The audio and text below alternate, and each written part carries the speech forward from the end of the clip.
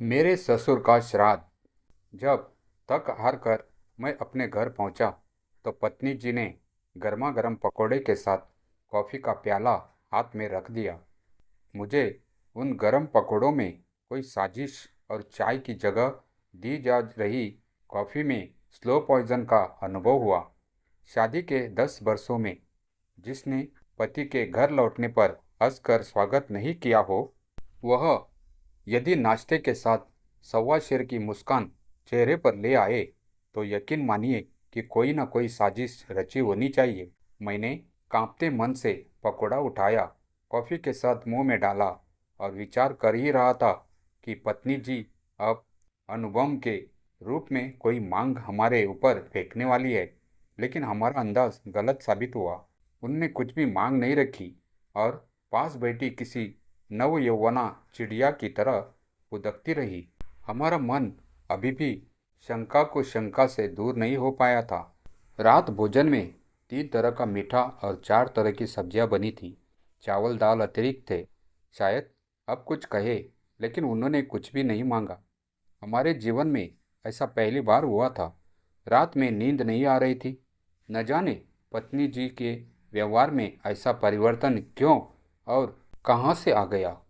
मनोवैज्ञानिक कहते हैं कि किसी के व्यवहार में अचानक परिवर्तन आ जाने का मतलब है कि उसकी मृत्यु निकट है। तो क्या हमारी एकमात्र पत्नी जाने वाली है? सोचकर हमारी आंखें भर आई।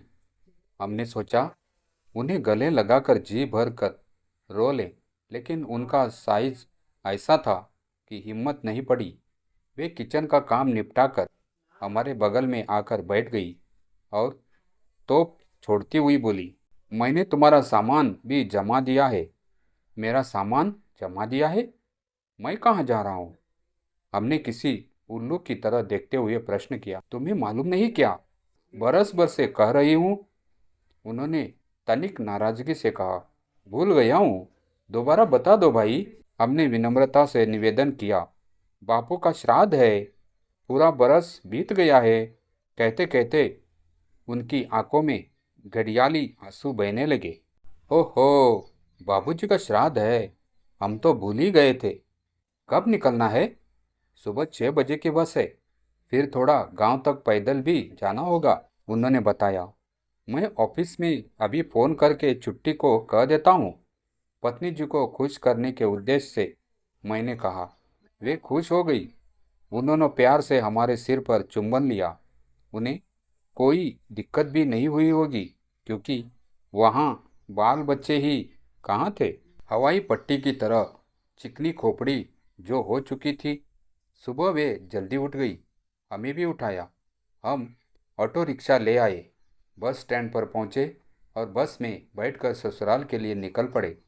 पूरे रास्ते हम सोचते रहे कि क्यों इतने सुदूर गांव में हमारे ससुर जी ने इस सुकन्या को जन्म दिया, मरने के बाद भी हमें चैन से नहीं जीने दे रहे हैं। इतनी बेकार सड़क पर गाड़ी हिचकोले लेते चल रही थी। पता नहीं कब हमसे साक्षात बातें करने के लिए ससुर जी ड्राइवर के साजिश करके हमें बुला लें। आखिर दोपहर तक हम ससुराल पहुंच गए। एकमात्र सास ने हमारी और कम अपनी कन्या की ओर अधिक ध्यान दिया। हमें एक कमरे में बिठा दिया गया। अगले दिन श्राद्ध का कार्यक्रम था। गांव से कुछ लोग अगले दिन आ गए थे। वही रिश्तेदार भी माल खाने के लिए आ धमके थे। भोजन की लिस्ट 7 दिन पूर्व बन चुकी थी। रात में ही बनाने वाले आ गए थे। पत्नी जी और दोनों साले खाना बनाने के लिए निर्देश दे रहे थे। श्राद्ध कम, किसी की शादी का आयोजन अधिक लग रहा था। पकवानों की महक चारों ओर फैल रही थी। हम भी श्राद्ध के चलते बड़े गंभीर बने हुए थे। उधर पत्नी और उनकी भाभियां 16 श्रृंगार करके स्वर्ण आभूषणों से लदी थी। ऐसा लग रहा था जैसे वहां श्राद्ध न होकर फैशन शो हो रहा हो। सास ने भी रेशम की सफ़ेद साड़ी और असली सफ़ेद मोती की माला, वह उसी से मेल खाते अन्य जेवर धारण कर रहे थे। आईब्रो और फेशियल हेयर कलर वे 2-3 दिन पूर्व ही करा चुकी थी। सच कहूँ, मैं अपनी पत्नी जी सास के सामने बूढ़ी लग रही थी, और सास को ससुर जी देख लेते तो पुनः विवाह का प्रस्ताव रख देते। कार्यक्रम स्थल पर ससुर जी का फोटो रखा था। गांव मोहल्ले और बेशर्म गेंदे के फूलों को लाकर उनकी तस्वीर पर चढ़ा रहे थे। थोड़ी देर बाद पंडित जी आ गए। उन्होंने न जाने क्या क्या मंगाई गई सामग्रियों को रखा। होम हवन के बाद पूजा की। पूजा की थाली में सब ने चंदा डाला। इस सब कार्यक्रम को करते करते 1 बज गया था। सबको भूख लगी थी। पंडित जी ने सास को आदेश दिया कि कौवे, गाय, कुत्ते के लिए भोजन की थालियां सजाओ। पितृपक्ष में सब खाकर प्रसाद ग्रहण करेंगे। पत्नी जी ने 3 थालियों को सजा दिया था। पंडित जी ने थालियों की पूजा की और आदेश दिया कि इसे बाहर रख दिया जाए। जब कौवा प्रसाद ग्रहण कर लेगा तब भोजन प्रारंभ होगा। थाली सजा रखी थी। कौवे को आने में समय भी नहीं लगा, क्योंकि दूर एक मरा हुआ जानवर पड़ा था, जिसके मांस चमड़ी का भोजन करते करते वह थक गया था। शायद इसीलिए टेस्ट बदलने के लिए आ गया। हमने वहाँ खड़े एक व्यक्ति से प्रश्न किया, यह कौवा कौन है? मृत आत्मा इसमें रहती है, यानी पहलवान सिंह टामरूलाल की आत्मा इसमें है। हमने ससुर जी का नाम लेकर प्रश्न किया। बिल्कुल 100%, उसने समर्थन किया।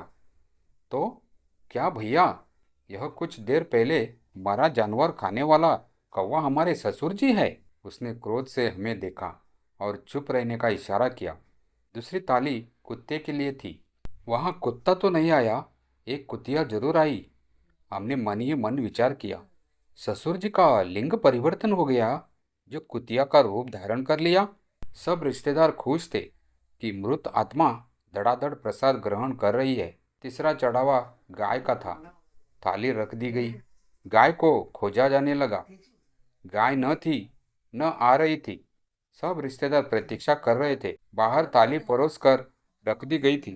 थोड़ी देर में छोटा साला दौड़ते हुआ अंदर आया। मम्मी जी, मम्मी जी। क्या हुआ? हमने प्रश्न किया। बाहर थाली के पास क्या हुआ? क्या गाय ने भी प्रसाद ग्रहण कर लिया? हमने प्रश्न किया। नहीं जीजाजी, उसने ठहर कर कहा। फिर क्या हुआ? वहाँ गाय की जगह एक गधा आकर थाली का प्रसाद ग्रहण कर रहा है। हैं? बस हमारे मुंह से निकला। बाहर दौड़ लगाई। सच में थाली में रखे गुलाब जामुन रसगुल्लों को गधा फटाफट निपटा रहा था। पंडित जी ने घड़ी देखी और कहा, कोई बात नहीं यजमान, 4 पांव वाला कोई भी जीव ग्रहण कर सकता है। सासू जी बड़ी लजाते शर्माते हुए जवान गधे को देख रही थी। हम समझ गए थे, हमारी ससुर जी गधा बनकर आए हुए हैं।